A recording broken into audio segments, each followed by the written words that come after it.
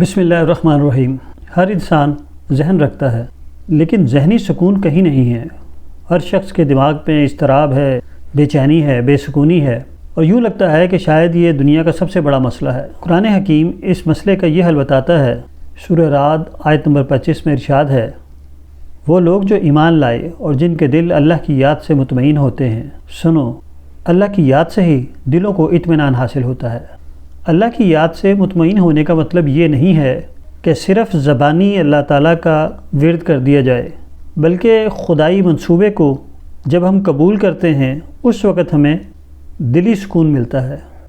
خدائی منصوبہ یہ ہے کہ قلب و نظر سے یہ یقین کیا جائے کہ اس دنیا کو اللہ تعالیٰ نے بنایا ہے اور اسی نے فطرت کے قوانین تشکیل دیے ہیں، لہٰذا جو کوئی بھی اس دنیا میں ذہنی سکون حاصل کرنا چاہتا ہے اس کے مطابق زندگی بسر کرنے کی کوشش کرے۔ اس منصوبے کے مطابق انسان ایک آئیڈیلسٹ ہے، وہ تصوراتی دنیا میں رہتا ہے۔ وہ ایک چیز حاصل کرنے کے بعد دوسری چیز کا طلبگار بن جاتا ہے، اور دوسری طرف یہ بھی ایک حقیقت ہے کہ یہ دنیا آئیڈیل مقام نہیں ہے۔ جتنی آپ کی خواہشیں ہیں وہ تمام یہاں پوری نہیں ہو سکتی۔ یہاں یہ تو ممکن ہے کہ ہم اپنے ذہنی استطاعت کو، اپنی غور و فکر کرنے کی صلاحیت کو حد الوسع ترقی دے سکیں، لیکن دوسری طرف مادی دنیا جو ہے اس کا دائرہ کار محدود ہے۔ یہی وجہ ہے کہ ایک طرف انسانی ذہن میں بہت اونچے اونچے خیالات آتے ہیں، وہ چشم تصور سے طرح طرح کے تاج محل دیکھتا ہے، وہ خوابوں کی دنیا میں رہتا ہے، لیکن مادی زندگی میں وہ سارے پائے تکمیل تک چیزیں نہیں پہنچتی۔ یعنی متلاشی، سیکر اور کامیابی، اچیومنٹ کے درمیان دوری ہے۔ جب وہ یہ دوری دیکھتا ہے تو پھر اس کے اندر بے اطمینانی آ جاتی ہے۔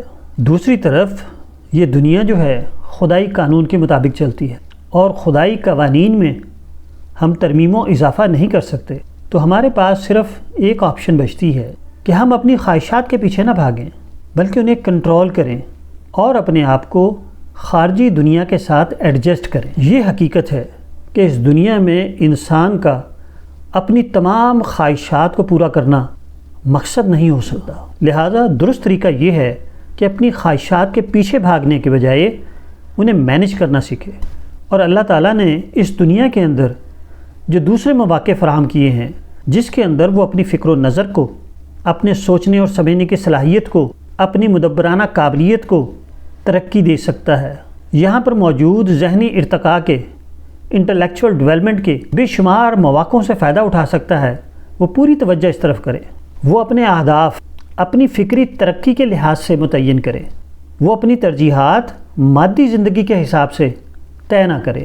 اب دیکھیے کہ مادی ترقی اور ذہنی ارتقاء دو الگ الگ چیزیں ہیں، اور عام آدمی بھی اتنا سینس رکھتا ہے کہ ذہنی ترقی مادی ترقی سے بہت زیادہ آگے ہے۔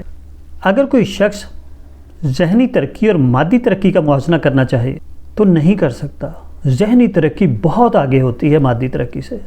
اللہ تعالیٰ کا منشا یہ ہے، انسان مادی ترقی کے لحاظ سے، دنیاوی عیش و عشرت کے سامان کے لحاظ سے قناعت کا طریقہ اختیار کرے، اور جہاں تک ذہنی ترقی کا تعلق ہے وہاں پر وہ مسلسل کوشش کرتا رہے۔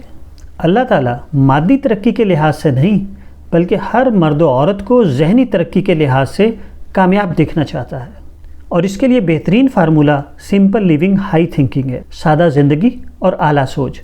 سادہ زندگی آپ کو موقع دیتی ہے کہ زیادہ سے زیادہ وقت آپ غور و فکر میں گزاریں، اور انٹلیکچول ڈیولپمنٹ آپ کو سادہ زندگی کی طرف مائل کرتی ہے۔ اگر خدا کے بنائے ہوئے اس تخلیقی منصوبے کو آپ سمجھ جائیں اور اس کے مطابق زندگی بسر کریں تو ذہنی سکون، پیس آف مائنڈ آپ کے پاس ہمیشہ رہے گا۔